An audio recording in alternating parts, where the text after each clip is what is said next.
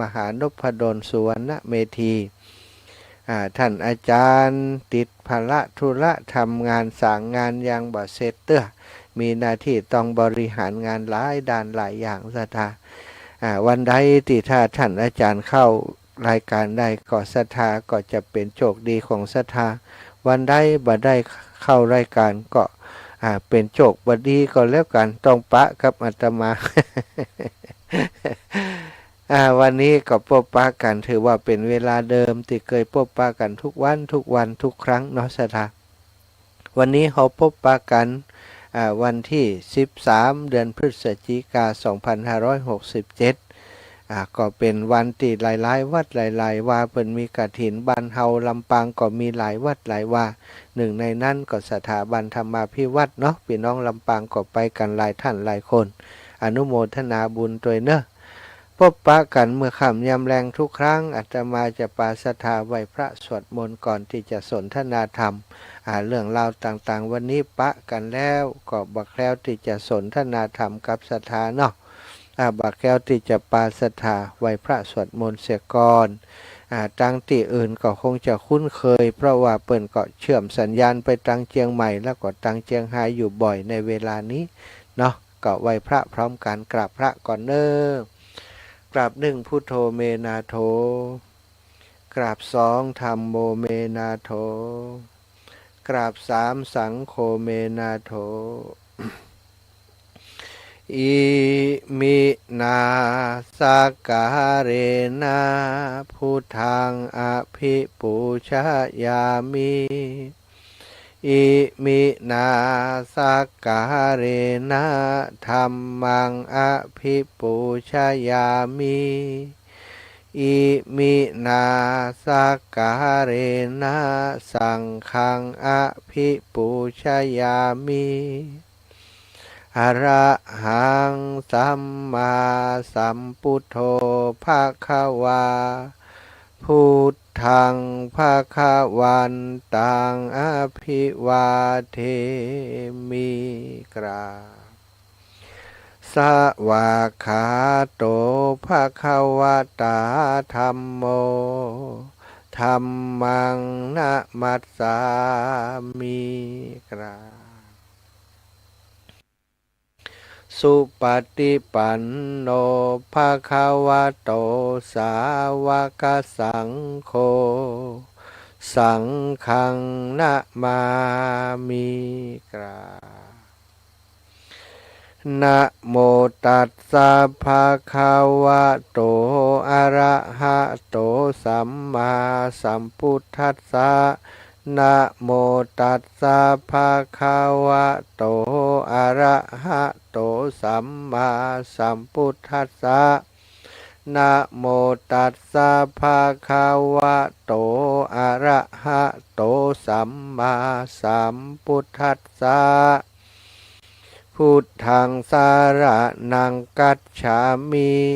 ธัมมังสารนังกัจฉามิสังฆังสารนังกัจฉามิ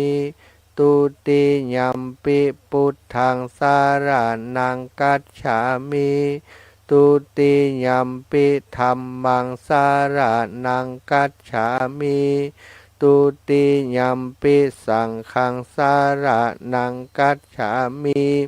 ตาติยัมปิพุทธังสารนังกัจฉามิตาติยัมปิธัมมังสารนังกัจฉามิตาติยัมปิสังฆังสา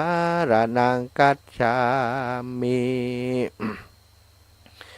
อิติปิโสภะคะวะอะระหังสัมมาสัมพุทโธวิชชาจารณะสัมปันโนสุขโต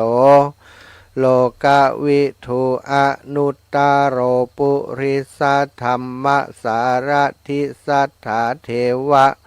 มนุษสานังพุทโธภาคาวาติสวาคาโตภาคาวาตาธัมโมสันทิฏฐิโกอากาลิโกเอหิปัสสิโกโอปานายิโกปัจจัตตังเวทิตาโพ วินโยหิติสุปฏิปันโนภาคาวะโตสาวกสังโฆอุชุปฏิปันโนภาคาวะโตสาวกสังโฆยายะปฏิปันโนภาคาวะโตสาวกสังโฆสามิจิปฏิปันโนภาคาวะโตสาวกสังโฆยะทิทังจัตตาริปุริสายุขานิอัฏฐปุริสาปุคลาเอสะภาคาวะโตสาวกสังโฆอาหุนายโยปะหุนายโยทักขินายโยอัญชลิกะระนิโยอนุตตะรังปุญญเขตังโลกัสสติศรัทธาญาติโยมไหว้พระสวดมนต์พร้อมกันเรียบร้อยแล้วต่อไปก็จะได้สนทนาอุจา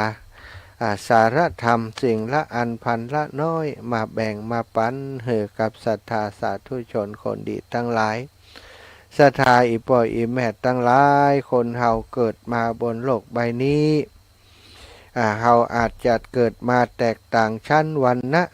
บางคนอาจจะเกิดมาเป็นคนมั่งมีเป็นคนร่ำคนรวยเป็นลูกของเศรษฐีมีทรัพย์มหาศาลบางคนก็อาจจะเกิดมาเป็นลูกขุนนางเป็นข้าราชการผู้ใหญ่ บางคนก็เกิดมาเป็นคนธรรมดาสามัญเป็นคนทุกข์คนจนก็ว่ากันไปศรัทธาญาติโยมแล้วแต่ฐานะของภัยของมันฐานะทางสังคมเกิดจากการที่คนเฮานั้นเพิ่นอาจจะวัดกันคนมีเงินมากก็มีฐานะทางสังคมที่อยู่เป็นชนชั้นสูงคนมีเงินมากก็มีโอกาสมากกว่าคนที่มีเงินน้อยคนที่เป็นเศรษฐีก็มีโอกาสที่จะอยู่บนชั้นสูงของสังคมจะเป็นยังก็เป็นได้เพราะเงินอำนาจเงินนั้นสามารถจับจ่ายใช้สอยซื้ออะไรยังก็ได้ซื้อความสุขคือตัวเองแม้กระทั่งหน้าที่ตำแหน่งการงานต่างๆสถามันมีความเกี่ยวข้องเกี่ยวพันกันหมดเราจะสังเกตหันว่า100 คนปันคนที่เป็นผู้รักผู้ใหญ่นั้นส่วนใหญ่100 คนนั้นก็เป็นคนที่มันมาจากสกุลใหญ่ๆนั้น90%พุ่นนะตระกูลคนยากคนจนติดต่อสู้กว่าจะขึ้นไปสู่ที่สูงได้นั้นบ่ใจเรื่องง่ายเลยแต่ก็บ่ได้หมายความว่าเป็นไปบ่ได้สิ่งเหล่านี้ศรัทธาญาติโยม เขาเกิดมาอาจจะบ่เท่าเทียมกันฐานะหลักฐานอย่างต่างๆทรัพย์สินเงินคำฐานะทางสังคมต่างๆอาจจะบ่เท่าเทียมกันคือจริงๆแล้วก็บ่ใจอาจจะหรอกมันบ่เท่าเทียมกันอยู่แล้วคนรวยก็มีหลายระดับรวยนักรวยน้อยรวยเล็กๆรวย ปานกลางรวยแบบมหาศาลก็มีนี่ศรัทธาคนจนจนแบบธรรมดาจนแบบจนมากมายจนแบบเป็นทุกขตะ ก็จำแนกกันไปเป็นอย่างไปอาจจะบ่เท่าเทียมกันในฐานะของการเกิดศรัทธาอีปออีแม่แต่สิ่งหนึ่งที่เฮาทุกคนทุกท่านนั้นบ่มีไผปฏิเสธได้ว่าเฮาบ่เท่าเทียมกันคือเมื่อเฮาเกิดมาบนโลกใบนี้เรียบร้อยแล้วเฮามีความเกิดเป็นธรรมดาเท่าเทียมกันเฮามีความแก่เป็นธรรมดาเท่าเทียมกันแล้วสุดท้ายเฮาทุกคนมีความตายเป็นธรรมดาเท่าเทียมกันศรัทธาเฮาเป็นคนเป็นมนุษย์นี้เฮาอาจจะแตกต่างกันมากมายคนนั้นอาจจะมีทรัพย์100 ล้านพันล้านมีความทุกข์มีชีวิตอย่างสุขสำราญอยู่เหนือหัวเหนือเก้าของคนยากคนจนเป็นคนที่ต้องมีการบำรุงบำเรอฟุ้งเฟ้อเห่อเหิมใจใจทุกสิ่งทุกอย่างเพราะเงินสามารถซื้อหามาได้คนกลุ่มนี้ส่วนใหญ่ก็มักจะหลงในความสุขติดตัวเก่าได้มา ลงในการใช้อำนาจแสวงหาความสุขอยู่บนความทุกข์ของคนอื่นบุญกุศลที่ทำก็ทำเท่าแต่ว่าหันเพื่อนทำก็ทำเพราะอยากให้คนเคารพนับถือทำเพื่อจะเอาหน้าทำเพื่อจะเบ่งให้คนทั้งหลายได้รู้ว่ากูนี่ร่ำรวยกูนี่เป็นคนรวยยะยังก็ได้สถาบางคนเป็นอย่างนั้นแต่ว่าคนที่เป็นคนรวยจริงๆเป็นเศรษฐีจริงๆนั้นก็จะแตกต่างออกไปบางคนเป็นคนรวยแต่ทำบุญบ่เอาหน้าสถาไปช่วยเหลือเปิ่นที่หั่นที่นี่บ่ให้เปิ่นออกชื่อปรากฏชื่อบริจาคที่ดินบริจาคทรัพย์สินให้โรงพยาบาลเป็นร้อยล้านพันล้านบ่ให้เปิ่นบอกชื่อคนแบบนี้ก็มีเศรษฐีแบบนี้ก็มีเยอะอยู่เหมือนกันแต่โดยทั่วไปแล้วมันก็น้อยนักศรัทธาญาติโยมที่เปิ่นบอกว่าคนงามมักจะมีปัญหาเรื่องโดนหลอกง่ายตรงกันข้ามกับคนขี้เลนะมักจะถูกหลอกยากเพราะมันกว่าคือความขี้เลนี่ศรัทธาญาติโยมไผก็คงแบบไปจุไปหลอกเนาะแต่คนสวยนี่มักจะถูกถูกหลอกอยู่เป็นประจำเขาจะหันว่าโอ้คนสวยบางคนนี่ใจชีวิตเสียหายไปกับความสนุกสนานไปเหี่ยเพราะลูกหลอกโดยความสนุกสนานของสังคมแต่คนที่ส่วนใหญ่คนบ่สวยนี่เปิ่นต่อสู้ชีวิตนะจนได้ขึ้นมาเป็นระดับผู้นำก็มีนักมีหลายสถาอู้ถึงเรื่อง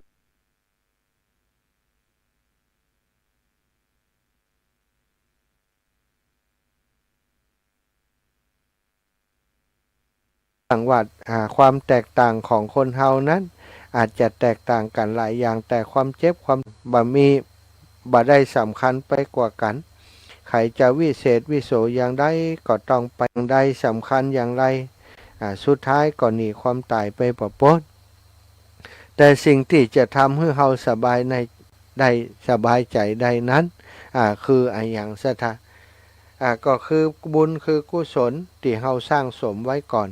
ต้องทำของเฮาให้ดีก่อนแล้วจึงจะสบายใจบางอย่างนั้นชีวิตคนเฮาก็บัดต่างกันถ้ารอเวลาถึงวันแก่วันเจ็บวันตายมันก็ลงเอยที่เดียวกันหมด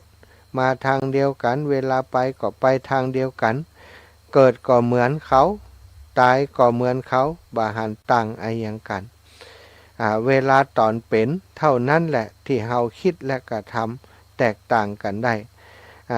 เพราะอย่างจึงว่าเฮาบ่เหมือนไผซะท่าตัวเฮานี้ก็มีดินมีน้ำมีลมมีไฟเป็นที่เกิดเป็นบ่อเกิดเหมือนกันคนไหนบ่มีล่ะเนาะดินน้ำลมไฟที่เป็นธาตุกำเนิดของเฮาตัวเฮาก็มีขี้เหงื่อขี้ไขมีดินมีน้ำมีลมมีไฟในร่างกายเหมือนกันบ่ใจว่าคนนั้นเป็นมหาเศรษฐีขี้หูขี้ตาขี้หมูกบ่มีเลยบ่เคยเจ็บเคยป่วยเลยสถานเคยทุกข์เคยยากเลยตรงกันข้ามมีเหมือนกันหมดสถาน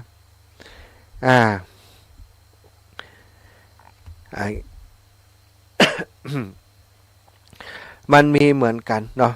ความทุกข์ก็มีเหมือนกันความสุขก็มีเหมือนกันคนรวยมีความสุขสบายใช่ว่าเขาจะบ่มีความทุกข์สถาคนจนอาจจะทุกข์เพราะหาทรัพย์แสวงหาทรัพย์เพื่อจะมาใช้จ่ายดำรงชีวิตคนรวยมีรวยมากมายมหาศาลก็อาจจะทุกข์แหมอย่างแตกต่างจากเฮาทุกข์กว่าทรัพย์จะสูญหายทุกข์กว่าทรัพย์จะเสี่ยงไปหาทรัพย์มาได้ก็ห่วงแหนทรัพย์สินนั้นบ่อยากจะ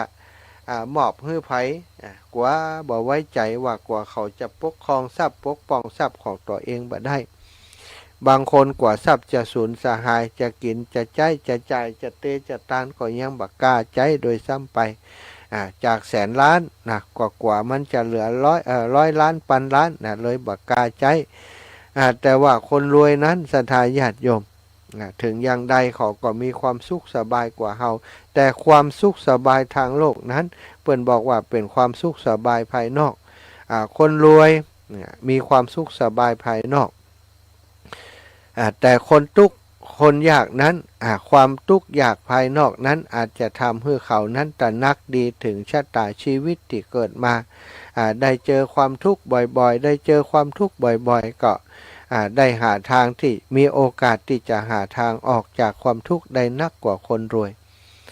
เปิ่นบอกว่าความทุกข์นั้นคือยาขนานเอกเป็นยาวิเศษเป็นความทุกข์นั้นเป็นเสมือนขุมทรัพย์ติชี้ทางเป็นลายแทงชี้ทางบอกทางให้คนตั้งหลายว่าเนี่ยชีวิตของคนเฮาที่เกิดมามันมีความทุกข์ต่างๆล้มเล้าอยู่ตลอดเวลาทุกข์เพราะกว่าความแก่ทุกข์เพราะกว่าความเจ็บแล้วก็สุดท้ายก็ทุกข์เพราะกลัวความตายทุกคนมีเหมือนกัน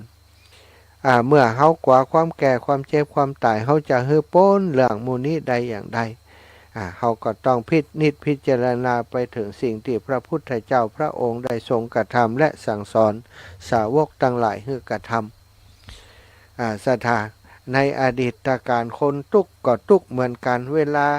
โดนคนด่าเวลามีคนโดนคนกระทำเวลาคนมีโดนคนมาทำร้ายหรือว่าความทุกข์เรื่องต่างๆบ่มีไผทำร้ายหรอกแต่เป็นความทุกข์เพราะความยึดมั่นถือมั่นของตัวเฮายึดมั่นถือมั่นในเรื่องโน้นเรื่องนั้นเรื่องนี้ตัวกูของกูอันนี้ลูกกูอันนี้เมียกูอันนี้ป่อกูแม่กูไออย่างต่างๆถ้าคนเหล่านี้อันเป็นที่รักของเฮามีอันต้องพรากจากไปเฮาก็ทุกข์ซะท่าความทุกข์อย่างนั้นนี่ทุกคนสัมผัสได้เหมือนกันถ้าเฮาอยู่ในเหตุการณ์นั้นอย่างไผที่มีลูกมีเต้ากำลังนาฮักโอ้ลูกมาเกิดอุบัติเหตุอย่างเขาก่อนเนี่ยนอติเรื่องของรถหับละอ่อนไปเอวเกิดอุบัติเหตุเสียชีวิตโดยความสลดหดหู่ใสทุกคนที่เป็นพ่อเป็นแม่ก็ย่อมจะเศร้าโศกเสียใจความเศร้าโศกเสียใจความเจ็บปวดความทุกข์นั้นเหมือนกันก็สถาถ้าเฮาประสบอย่างอันเฮาก็เหมือนกันเป็นความเจ็บปวดเป็นความเสียบแทงของจิตของใจแต่ถ้าอู้ถึงว่ากรามคำสอนของพระพุทธเจ้าพระองค์ก็ตรัสว่ามันเป็นเรื่องธรรมดามันเป็นเรื่องธรรมดาทุกชีวิตเกิดมาก็ต้องตายเหมือนกันเฮาเองก็ต้องตายเหมือนกันแต่จะจ้าจะเลวนั้นแล้วแต่ไผมันจากจะเหตุการณ์รุนแรงแค่ไหนมันก็ถึงตายเหมือนกันความตายนั้นเหมือนกับเปิ่นบอกว่าเป็นยาปากคอกเฮาขณะที่เฮาหายใจเข้าหายใจออกเฮายังมีชีวิตอยู่แต่วันใดที่เฮาหายใจเข้าแล้วบ่หายใจออกอันนั้นแหละคือความตายซะท่าถ้าหายใจออกบ่หายใจเข้าก็ความตายเหมือนกันความตายกับความเป็นอยู่ฝั่งตรงข้ามกันแค่นิดเดียวเช่นบางๆซะท่าทุกคนจะต้องประสบความตายเหมือนกันแต่ก่อนที่เฮาจะไปถึงตรงที่ว่าถึงความตายสถาแต่กี้ได้อู้ถึงว่าชีวิตของมนุษย์คนเฮาทุกคนทุกท่านเกิดมาบ่เท่าเทียมกันแต่ความเจ็บความแก่ความเจ็บความตายนั้นทุกคนมีเหมือนกันเผชิญเหมือนกันทุกคนอยากจะพ้นจากความเจ็บความเจ็บความแก่ความตายเหมือนกันคนรวยก็อาจจะดิ้นรนเพื่อจะต่อสู้กับสิ่งเหล่านี้โดยเงินบ่อยากจะเจ็บก็ต้องหายามากินหาหมอมาดูแลหมอเก่งๆยาดีๆบ่อยากแก่หลายคนก็ไปสัญญกรรมบ่ฮือแก่แต่เมื่อถึงเวลามาแล้วสถาเอาเถอะนะ100 ปีไปแล้วไผมันจะบ่เหี่ยวจะดึงอย่างใดก็มันก็ต้องเหี่ยวอยู่ดีสุดท้ายก็บ่สามารถจะต่อสู้กับการเวลากับพญามัจจุราชได้หลายคนศรัทธาพอถึงเวลานั้นมานี่ก็ทำใจบ่ได้เตรียมใจบ่ได้เอาง่ายๆคนที่เคยสวยเคยงามเนี่ยบ่อยากจะหันตัวเองแก่แต่วันหนึ่งที่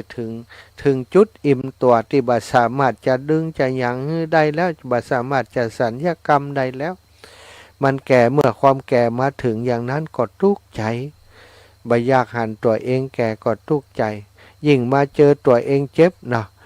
คนที่ทำอะไรอย่างต่างๆกับร่างกายเนี่ยที่มันผิดปกติไปเนี่ยสถาความทุกข์ที่เกิดขึ้นจากการที่ต้องเสียสุขภาพบางอย่างก็มีหลายคนทุกข์เพราะความงามของตัวเก่า หลายคนได้รับความทุกข์เพราะความอยากสวยอยากงามทุกข์ถึงจะโดนผ่าโดนอย่างต่างๆก็ยอมเจ็บนะสถานเพื่อจะให้ตัวเองถูกจัดอยู่ในอันดับว่าเป็นคนงามในหมู่บ้านในตำบลในประเทศชาติก็ว่าไปเถอะเนาะแต่สุดท้ายอย่างใดก็ตามเขาจะฝืนธรรมชาติอันเที่ยงแท้แน่นอนนั้นบัดใดธรรมชาติที่มีกฎอยู่อย่างว่าต้องทุกอย่างในโลกนี้จะต้องมีความเสื่อมไปเป็นความธรรมดาจะมีความเกิดความแก่ความเสื่อมไปเป็นธรรมดามามีโทรศัพท์เข้ามาจะจ้าแม่รถยังไม่ได้เลยเขาโทรมาหรือยังโทรแล้วค่ะจ้ะรถยังไม่ได้เลยยังไม่มีเลยรถไม่เป็นไรเดี๋ยวประสานที่อื่นเพราะว่ารถมีหลายคันอยู่จ้ะเมื่อกี้แม่บัวเย็นโทรมาเหรอหรือใครโทรมาค่ะแม่บัวเย็นค่ะไม่เป็นไรเดี๋ยวจะต่อเองมีอยู่แม่ค่ะเดี๋ยวออกรายการแล้วจะโทรกลับค่ะค่ะสาธุแม่ศรัทธาญาติโยมเนอะเพราะฉะนั้นในเมื่อเฮายังมีลมหายใจอยู่ถึงจะทุกข์จะจนถึงจะยังได้ก็แล้วแต่จะไปดูถูกตัวเก่าจะไปดูถูกตัวเองทุกคนเหมือนกันหมดจะไปอิจฉาคนรวยก็ทุกข์แบบคนรวยเฮาเป็นคนจนถ้าเฮารู้จักพอเพียงเฮาก็เป็นคนรวยได้สถาเฮารู้จักกินรู้จักใช้จ่ายเตตานเฮาก็เป็นคนรวยได้คนรวยในโลกนี้บ่ได้เป็นมาตรฐานบ่ได้เป็นมาตรฐานเมื่อเฮาจากไปแล้วสถาจากไปแล้วถ้าเฮาเสียชีวิตไปแล้วเนี่ยคนรวยกับคนจนเท่ากันเดินเข้าไปในต่างที่แห่งความตายแล้วเมื่อตายไปแล้วเนี่ยเป็นวิญญาณแล้วเนี่ยสถายมพบาลยมมาทูตยมบาลทั้งหลายบ่ได้มาถามว่าท่านมีทรัพย์สินมากมายมหาศาลเท่าใดจะเอามาแลกสวรรค์จะปาไปติดตั้งสวรรค์ต้องใส่มัดจำต่ออันต่ออีกต้องจ่ายเงินอย่างอีนี้บ่มีสถาพญามัจจุราชจะถามว่าท่านเป็นมนุษย์ได้สร้างคุณงามความดีอย่างมาพ้องท่านเป็นผู้ที่กตัญญูต่อพ่อต่อแม่ต่อปิตามารดาก็ท่านเกิดมาเป็นมนุษย์นั้นท่านได้ทำคุณงามความดีอย่างไว้พ้องลองบอกให้ฟังรู้คนที่เป็นคนรวยนั้นตลอดชีวิตบางคนอาจจะมัวสนุกสนานอยู่อย่างเดียวเสาะหาบุญแต้ๆของตัวเก่าบ่ปะเลยก็เป็นได้ไปอึกอักหรือบางทีคนรวยที่อู้ถึงคนที่คนร่ำคนรวยคนมียศถาบรรดาศักดิ์อาจจะใจความร่ำความรวยอาจจะใจยศถาบรรดาศักดิ์สนองกิเลสของตัณหาของตัวเก่าอาจจะไปทำลายชีวิตผู้อื่นอาจจะไปเนี่ยอย่างที่ทำให้ก่อให้เกิดความทุกข์ให้กับคนอื่นซึ่งสิ่งเหล่านี้เรียกว่าการทำความชั่วเมื่อทำความชั่ววิบากกรรมที่เขาทำไว้ก็จะติดตัวเขาไปยมพบาลเปิ่นสนำจำชื่อจดเอาไว้มานี่หมอนี่ตอนเป็นมนุษย์เนี่ยเกิดมาเป็นคนรวยมาได้บ่ฮู้จักทำบุญสร้างแต่อกุศลกรรมต่างๆมีเงินแทนที่จะใช้เป็นประโยชน์ให้ตัวเก่ากับเอาไปใช้ทำลายตัวเก่าเนี่ยเธอนี่เอาป้ายลงนรก คนรวยตกนรกไปก็เป็นได้นะสถาแล้วขอคนจนแล้วคนนี้คนจนหาเช้ากินค่ำแต่ว่ามันพร่ำสอนตัวเก่าตัวเองสอนลูกสอนหลานเป็นคนกตัญญูดูแลพ่อดูแลแม่อยู่ในสังคมเป็นคนมีประโยชน์กับสังคมช่วยเหลือพี่น้องเจ้าบ้านช่วยเหลือวัดวาอารามศาสนาเป็นผู้ที่มีจิตอาสาเป็นผู้ที่มีจิตใจอ่อนโยนมีเชษฐาปัจจายนธรรมมีความอ่อนน้อมถ่อมตนไผก่อฮักสถา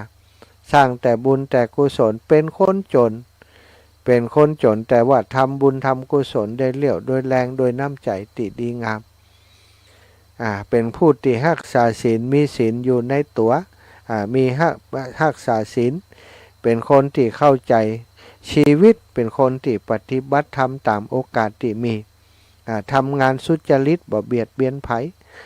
ศรัทธาก็ลองกึดว่ากะคนร่ำคนรวยคนหนึ่งแต่ทำแต่สิ่งติชั่วอัปมงคลกับตัวเก่าอกุศลกรรมตลอดกับคนจนที่เป็นคนดีไผจะไปตังที่สุขสบายนักกว่ากันนะเพิ่นบ่ได้เทียบกันที่ฐานะหรอกเทียบความรอบ่รอก็เหมือนกันบ่ได้เทียบเลยโอ้คนนี้รอเอาไปสวรรค์คนนี้บ่รอเอาลงนรกมันมีศรัทธาถึงเวลานั้นมาก็คือคุณงามความดีเท่านั้นสิ่งที่เฮาจะนำติดตัวไปได้หรือที่เฮาทั้งหลายเข้าใจแล้วก็ฟังมาตลอดก็คือบุญคือกุศลมีอดีตนิทานอย่างที่เพิ่นบอกว่าอันท่าน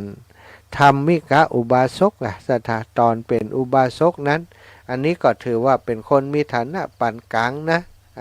ปัจจัยคนร่ำคนรวยอย่างนักแต่ว่าฐานะปานกลางเป็นคนที่ประกอบสัมมาอาชีวะแล้วเป็นคนที่สนใจใฝ่ในการปฏิบัติธรรมเมื่อพระพุทธเจ้าเกิดขึ้นได้ทราบว่าพระพุทธเจ้าอุบัติขึ้นแล้วได้ฟังน้ำธรรมคำสั่งสอนของพระพุทธเจ้าที่พระองค์ทรงประกาศสัจธรรมประกาศพรหมจรรย์ธรรมิกะอุบาสกนี่ก็ได้เข้าไปฟังธรรมพระพุทธเจ้าเกิดศรัทธาเลื่อมใสแล้วก็ปฏิบัติตามที่พระพุทธองค์ทรงสอนศีลสมาธิปัญญาทานศีลภาวนาก็ได้เป็นผู้ฮือทานเป็นปกติเป็นผู้รักษาศีลเป็นปกติตึงศีล5ตึงศีล8แล้วเป็นผู้ที่มีการปฏิบัติทางจิตใจ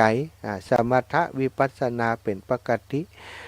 ซึ่งสิ่งที่เศรษฐีหรือว่าธรรมิกะอุบาสกผู้มีธรรมนิกธรรมอยู่ในสายตาของลูกของหลานท่านทำอย่างใดกับพ่อกับแม่ ท่านมีพ่อมีแม่ท่านเลี้ยงดูพ่อแม่ให้อยู่ดีอยู่สบายเอาน้ำธรรมที่ได้ห้ามได้เฮียนมาบอกกับพ่อกับแม่สอนการปฏิบัติให้พ่อให้แม่ดูแลพ่อแม่เปิดจนเปิดเสี่ยงชีวิตไปเปิ่นมีลูกเปิ่นก็สอนลูกของเปิ่นทุกคนให้ตั้งอยู่ในศีลปกติของมนุษย์5ประการให้บริสุทธิ์ให้สอนให้ลูกได้รักษาศีล8และบริวารเปื่อนฝูงคนตั้งหลายที่เป็นเปื่อนของท่านธรรมิกะอุบาสกนอกจากปฏิบัติดีปฏิบัติชอบแล้วก็ยังเป็นผู้ที่ทรงความรู้ในคำสอนของพระพุทธเจ้านำคำสอนที่พระพุทธเจ้าสอนนั้นไปสอนคนอื่นไปบอกกล่าวคนอื่นทุกวันศีลวันพระทุกวันที่มีเวลาต้องไปฟังธรรมจากพระพุทธเจ้าและพระสาวกทั้งหลายเป็นผู้มีปกติปฏิบัติธรรมฮือตานรักษาศีลปฏิบัติธรรมอยู่สม่ำเสมอเป็นประจำสถานจนเท่าชาแลแก่ชราอายุหนักขึ้นมาก็ธรรมชาติของมนุษย์แก่ก็หนังเหี่ยวละเนาะอายุหนักขึ้นมาก็มีความเจ็บมาเบียดเบียนกันทุกคนบ่เว้นอยากดีมีจนราชามหากษัตริย์เป็นเหมือนกัน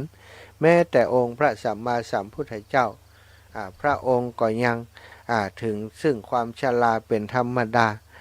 อย่างที่พระอานนท์บอกโอ้พระองค์ก็ทรงเหี่ยวย่นเหมือนกันเนาะพระเจ้าค่ะ มีพระชวีวันที่เหี่ยวย่นพระพุทธองค์ก็บอกมันเป็นธรรมดาเป็นสัจธรรมอานนท์เอ๋ยเธอก็เคยเต่งตึงฉันเองก็เคยเต่งตึงผิวพรรณแต่เมื่อเวลาผ่านไปมันก็ถึงความเหี่ยวย่นเป็นธรรมดามันหลีกหนีบ่ได้ล็อกนะความแก่พระพุทธเจ้าจริงๆแล้วศรัทธาญาติโยมหลายคนอาจจะมองว่าโอ้พระองค์บ่มีความแก่เหมือนกันครับหมู่เฮาทุกอย่างทุกประการพระองค์เป็นมนุษย์แต่พระองค์เป็นพระพุทธเจ้าโดยจิตใจแต่กายภาพนั้นก็เป็นปกติทั่วไปแก่ธรรมดาธรรมิกะอุบาสกนี่ก็เช่นเดียวกันเปิ้นก็แก่เป็นธรรมดาตอนนั้นอายุของเปิ้นก็ประมาณ 8-90 ปีแล้วสถาเมื่อวันหนึ่งท่านมาตรวจดูชีพจรของตัวเก่าโรคภัยไข้เจ็บที่เกิดขึ้นภายในท่านก็รู้ว่าด้วยความที่ท่านเป็นผู้ปฏิบัติธรรมท่านก็ได้รู้ว่าตัวเก่านี่คงจะอยู่ไปได้แห่มบ่เมินแล้วคงบ่พ้นวันนี้แล้วดูสภาพ ของตัวเก่าแล้วเนาะการจากการประเมินของตัวเองแล้วเปิ้นก็ฮู้ว่าเปิ้นอยู่แหมประเมินแล้วบ่ฮู้ว่าตัวเก่าจะจากไปแล้วธรรมิกะอุบาสกนี้ก็บอกให้ลูกเต่าไปนิมนต์พระคุณเจ้าพระสงฆ์องค์สังฆเจ้ามานิมนต์มาที่บ้านนิกรรมป่ออยากจะฟังมหาสติปัฏฐานสูตรเจริญมหาสติปัฏฐานสูตรมาสาธยายมหาสติปัฏฐานสูตรให้ฟัง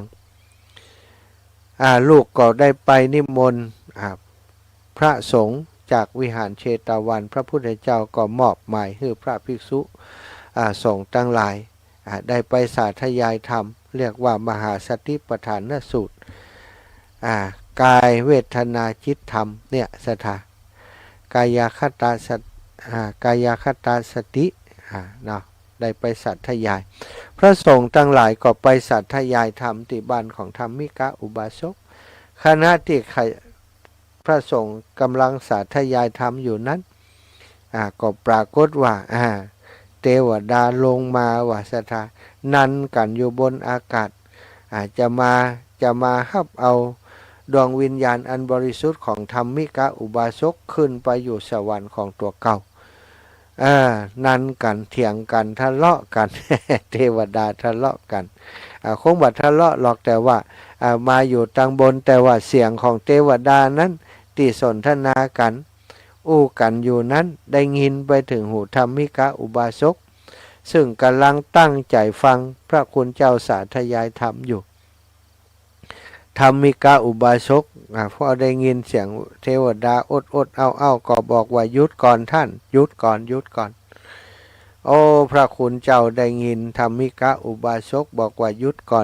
นปกติจะชอบฟังบ่ได้รบกวนเลยจนจบแต่อันนี้อย่างใดเนี่ยบอกให้หยุดก่อนพระสงฆ์ทั้งหลายก็หยุดซึ่งในคณะนั้นเองเนี่ยคณะที่ธรรมิกะอุบาสกปล่อยจิตถือไปอู้กับเทวดาก็ปรากฏว่าที่ร่างกายของท่านนี่เหมือนกับหยุดลมหายใจไปเงียบไปเหมือนกันมือไม้ก็บอกเทวดาไปไล่เทวดาไปลูกหลานทั้งหลายได้หันอย่างอันก็ให้ขึ้นมาสถาพระคุณเจ้าพอถูกเบรกว่าหยุดก่อนก็ปากันหยุดแล้วก็ลุกกลับไปวัดธรรมิกะอุบาสกสลบไปหมอกสักครู่นี่ก็ฟื้นขึ้นมาหันลูกหลานให้กันว่าโอ้ให้อย่างลูกให้ไอ้อย่างนี้แล้วพ่อคุณเจ้าไปไหนทุเจ้าไปไหนหมดโอ้ป่อบอกหู้ตัวกันตะกี้ป่อไหลคือเปิ่นบอกคือเปิ่นยุดแล้วไหลเปิ่นไปเปิ่นก็กลับวัดกันหมดก็โอ้ตายแล้วเข้าใจผิดบ่ใจอันน่ะลูกป่อบ่ได้บอกคือพระคุณเจ้ายุดบ่ได้ไหลพระคุณเจ้าไปโลโอ้บ่ไหลอย่างใดตะกี้อีป่อเนี่ยอย่างบ่หู้ตัวกะก็อีป่อบอกยุดแล้วก็ไปอิ่มใจกะโอ้บ่ใจอันที่ป่อว่าหยุดก่อนเนี่ยก็คือเทวดาเนี่ยอยู่ตั้งบนวุ่นน่ะนั้นกันอยู่บนป่อจะฟังธรรมฟังพระคุณเจ้าสาธยายธรรมฟังก็เขาก็รบกวนอยู่ก็เลยบอกเขาหยุดก่อนแล้วบอกเขาว่าไปก่อนอย่าพังมาเถอะจะฟังธรรมให้จบก่อนลูกบ่าวลูกสาวทั้งหลายคนทั้งหลายก็เคยหันเทวดาสถานแล้วก็เทวดาที่หันอยู่คณะนั้นมีธรรมิกะอุบาสกคนเดียวเท่านั้นที่หันคนอื่นๆเป็นปุถุชนทั้งหมดก็มีไผหันหรอกเขาก็สงสัยว่าแต่กะป่อเมื่อเพ้อไปกะละเมอไปกะป่อบ่มีกะแงนขึ้นไปบนอากาศก็มาหันมีอย่างรู้ป่อหลายคนก็ว่าสงสัยเกิดความสงสัยธรรมิกะอุบาสกก็ถามลูกทั้งหลายว่าลูกถ้าสมมุติว่าลูกตายไปลูกอยากจะไปอยู่ที่สวรรค์ชั้นใดลูกทั้งหลายก็ว่าโอ้ป่อสวรรค์ชั้นดุสิตกะวิริศมาลาน่าอยู่สบายที่สุดสวรรค์ชั้นดุสิตวะลูกก็ว่ากันอย่างอันดีแล้วลูกอันเสาะพวงมาลัยมาให้ป่อสักอันหนึ่งลูกสวรรค์ชั้นดุสิตกะลูกก็เอาพวงมาลัยดอกมะลิงามๆมาให้ป่อก็อธิษฐานจิตว่าถ้าข้าพเจ้าละสังขารจากนี้ไปจะไปอยู่สวรรค์ชั้นดุสิตถ้า สวรรค์ชั้นดุสิตอยู่ที่ไหนขอพวงมาลัยไปก้องบนราชรถอันนั้นเถิดก็โยนพวงมาลัยขึ้นไปปรากฏว่าพวงมาลัยนั้นไปห้อยติงอนรถที่มาจากสวรรค์ชั้นดุสิตสถานห้อยตองแต่งคนทั้งหลายหันว่าห้อยตองแต่งอยู่กลางอากาศแต่ท่านธรรมิกะอุบาสกฮู้ว่าห้อยอยู่บนสวรรค์รถราชรถที่จะไปสวรรค์ชั้นดุสิตนี่สถานคนเปิ่นทำบุญมีสวรรค์เป็นเบื้องหน้าลูกหลานตั้งหลายเลยหันก็เลยเชื่อว่าอ๋อเป็นอย่างอีนี่เองลูกเต้าเหล่าหลานตั้งหลายหลังจากธรรมิกะอุบาสกได้หมดลมหายใจไปแล้วก็สบายใจบ่ร้องห่มร้องไห้แต่ละคนก็ตั้งอกตั้งใจทำคุณงามความดีสร้างสมปุญญาบารมีเพื่อจะไปอยู่ภพภูมิเดียวกับพ่อซึ่งก็เป็นส่วนหนึ่งของคำสอนของธรรมิกะอุบาสกคนเฮาเกิดมาจะร่ำรวยจะยากจนอย่างใดจะไปดูถูกตัวเองสถาเวลาเฮามีเท่ากันสิทธิในการทำบุญทำกุศลเฮามีเท่าเทียมกันหมดนะเงินบุญกุศลบ่ได้เกิดจากเงินอย่างเดียวสถาจิตใจอันดีงามที่เฮารักษาศีลเฮาฮื้อตานเฮาช่วยเหลือสังคมต่างๆช่วยเหลือสรรพสัตว์ต่างๆเหล่านั้นถือว่าเป็นสิ่งที่เป็นบุญเป็นกุศลเป็นแต้มเป็นคะแนนที่จะทำให้เฮาไปสู่ภพภูมิที่ดีได้ทั้งนั้นศรัทธาญาติโยมถ้าถึงที่สุดนะเฮาจากจะเข้าบรรลุธรรมถึงขั้นถึงเป็นพระอรหันต์บ่ต้องกลับมาเกิดอีกบ่ต้องมาทุกข์แหมก็สามารถปฏิบัติไปถึงที่สุดได้แต่ก็อยู่ที่ปุญญาบารมีของไผ่เรื่องนี้บ่ใช่เป็นเรื่องที่ทำกันได้ง่ายๆเนาะแต่ว่ามันก็บ่ยากเกินไปสำหรับคนที่เปิ่นมีความมานะภาคเพียรอย่างพระอรหันตสาวกเจ้าทั้งหลายเปิ่นก็ทำกันได้มาแล้วเดินตามพระพุทธเจ้าไปสู่แดนพุทธภูมิไปอยู่สู่แดนแห่งนิพพานกัน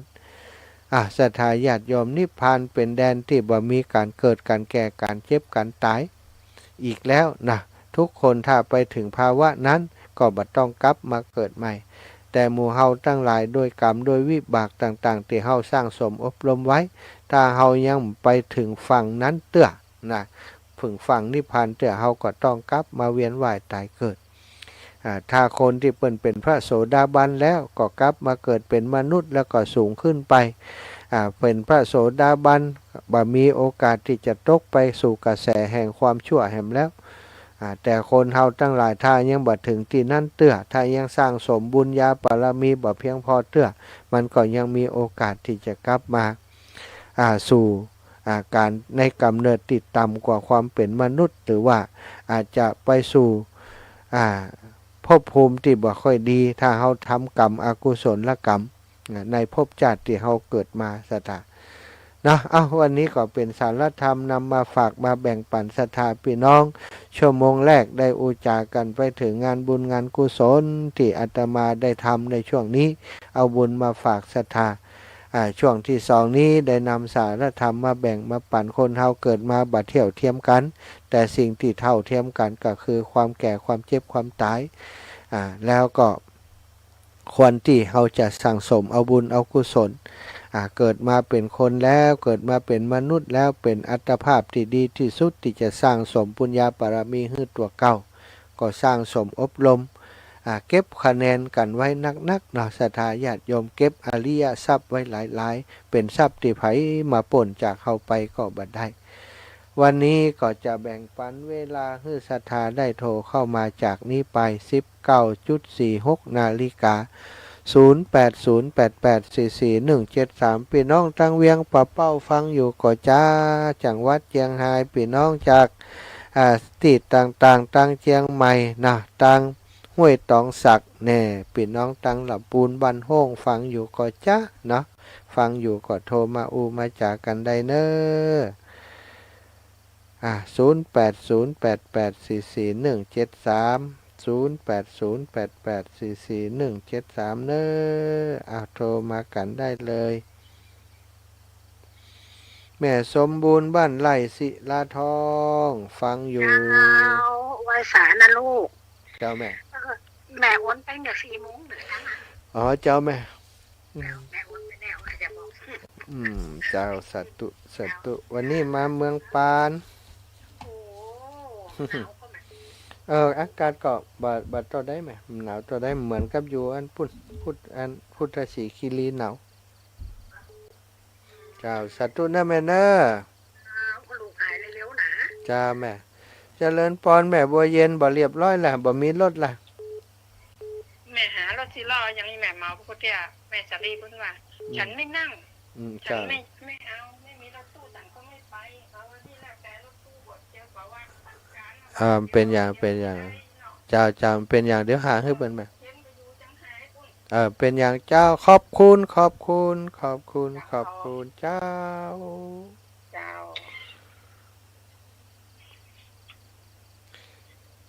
อ้าวสายต่อไป แม่ยายพรเหรอ เจ้า อืม ไอ้แค่เทียนจะดีหรือเปล่าเนี่ย โอ้ชัดเจนถึงวันเนี่ยไฟเห็นอ่ะว่าเป็นนี่เลย มันก็เปลี่ยน ไฟเห็นชัดเจนถึงวัน สักวันก็ล้วนเหมือนกันนะ เหรอล้วนเหมือนกันกะเจ้าติล้วนเนี่ยคือวิทยุยายพร สาธุนะยายพรขอบคุณ ครับน้ำตาลไหมล่ะ กลับแล้วนี่ว่ายืนนี่อยู่ กลับแล้วยายพรกลับมาแล้วโอ้เจริญพร นมัสการครับผมแฟนพันธุ์แท้ครับ เจริญพรอยู่ดีมีสุขเนอะ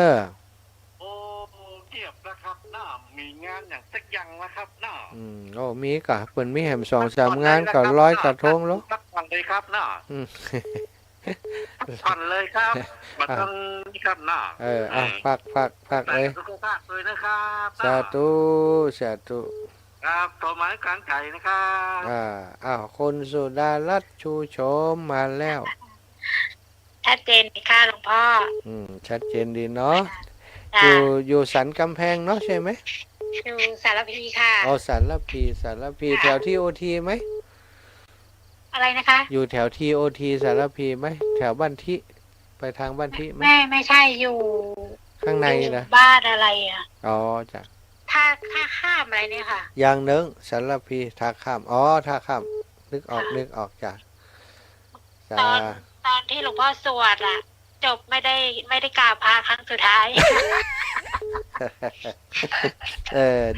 ดีช่วยกันจำ ค่ะ สาธุ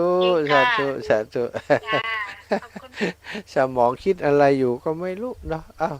แม่นวลยอดคำปันเจริญพร เจ้าไว้สาเจ้าวันนี้จัดรายการวัดตรงปงค่ะ เจ้าโยมแม่มาถึงแล้ว เดี๋ยวเจ้าพระเจ้า มาถึงนี่สักบ่าย 2-3 โมงเนี่ยแม่เจ้า แม่เขาเที่ยว2 โมงกันถ้าแม่เขาไปแวะตีนดอยอยู่เจ้า เจ้า อันว่าเขาจะลุงแดงแล้วเนอะบินวนทันหาสงสารมาสวยเนอะที่เจ้าหายเนาะ แค่อย่าง ฉันพูดว่าอยากคนถามแม่อยากปะทันหาสงสารแล้วค่ะปะแล้วเว้ยเนาะ เจ้าแม่ ร้านฉันนี่มานี่มดมันไปสวยเนยเนาะ คนไปเอี่ยวร้านแม่ของขายว่าช่วงนั้น เที่ยวก็มีมาปานกับแป้งเนี่ยเรามานอนให้ห้องไปก็นึกว่าห้องไปเนี่ยก็จักหันใหม่คนมันไม่เลี้ยวใจเพิ่นเนาะ เจ้า ต้องเอาระเบียบของเพิ่นน่ะ ใจผมได้ตัวลงเพิ่นละเอียด แม่ก็เข้าว่างน้ำเดี๋ยวมาเปิดวิทยุเจ้าสัตว์ตู้นะแม่เนอะบุญฮักษานะจ้า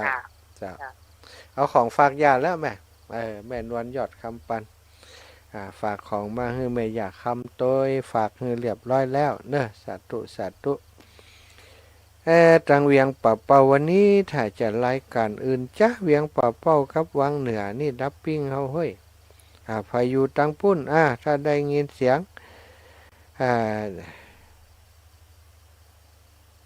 ถ้าได้ยินเสียงนี้แจ้งมาหน่อยว่าเสียงดีไหมทางนู้นทำได้ยินก่อมเป็นยังสถา08088444173เนอะ พรุ่งนี้ไผ่จะไปด้วยการบอกเน้อยกมือขึ้นไปวัด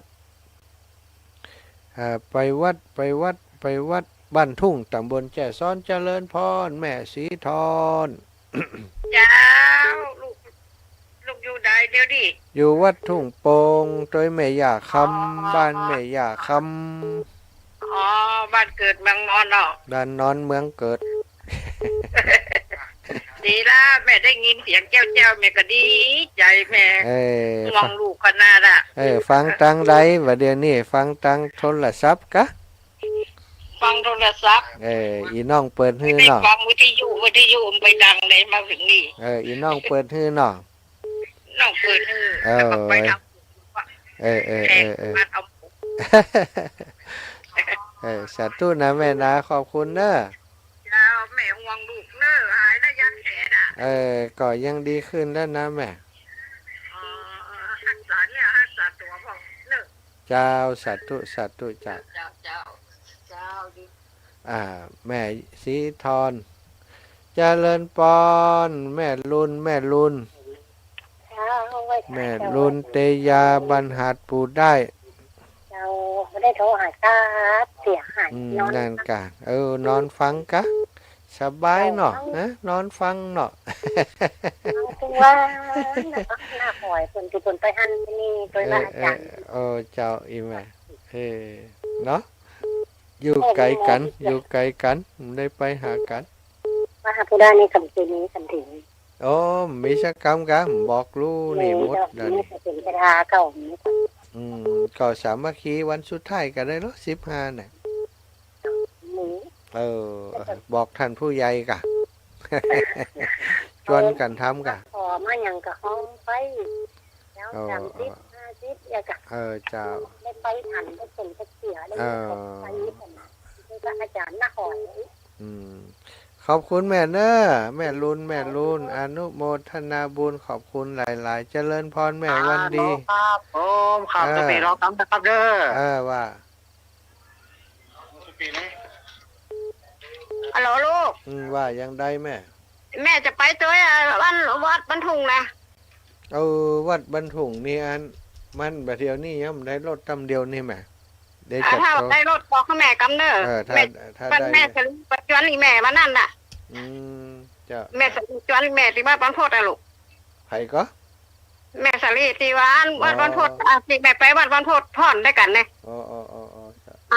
ปนว่าไปด้วยกันนะอีกหน่อยให้แม่จะเดี๋ยวถ้าได้ก็ถ้ามันได้ก็ถ้าได้ก็จะโทรหาถ้ามันได้ก็เงียบปิ้งเด้อเจ้าลูกสาธุเจ้าแม่รถเขาอันใจนักช่วงนี้เขาไปอันกิจกรรมหลายที่สถานเหลือเวลาอีกเล็กน้อย2 นาทีนะแม่กาญจนาชัยนรินทร์ไม่สาเจ้า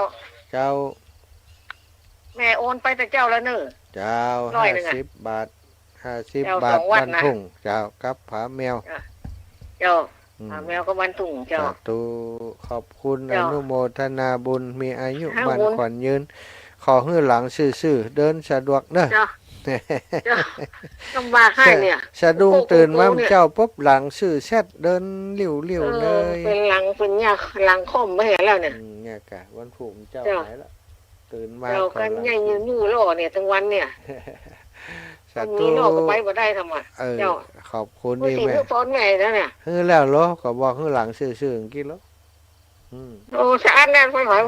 อายุมันขวัญยืนจัตตาโลธรรมาวาทันติอายุวันโนสุขังพลังสาธุเฮกะสาธุนะแล้วรถจัดเงาลงกี่คัดอย่างละอ่อนแล้ววะเอาละศรัทธาเวลาหมดเวลาเนอะสายสุดท้ายแม่ซิมกันนี่แม่ซิมว่ายังได้ขัดใจไว้เจ้าแม่เจ้าแม่ก็อ้วนมาให้ลูกเลยนะเจ้าแม่สาธุแม่อ้วนไปเจ้าเลยนะที่บ้านแม่ทอยนะเจ้าดีเจ้าเรียบร้อยแล้วเนาะอนุโมทนาบุญอยู่ดีมีสุขเนอะเจ้าเจ้าแม่จ้า เอ้าปันกันคนน้อยโยมนี่จากเมืองแพร่ เจ้านมัสการเจ้าพระอาจารย์ เจ้า อันโยมอย่าห่วมบุญไปวัดอย่างก็บ้านทุ่งสัก100แล้วก็เฮ้อน้องอย่างก็คนขับรถในทำใน น้องเบิ่ม เจ้าน้องเบิ่มการทำคือแม่ในพอดี15บุญ5ผูกกันหาคนโอนให้กันเด้อเจ้า เจ้าได้เลยได้เลยเอ้าสาธุเนอะเวลาหมดเวลา แม่ตาเจ้า มาสุดซ้อยเลยจัตตารโอธรรมาวัฏันติอายุวันโนสุขังพระลัง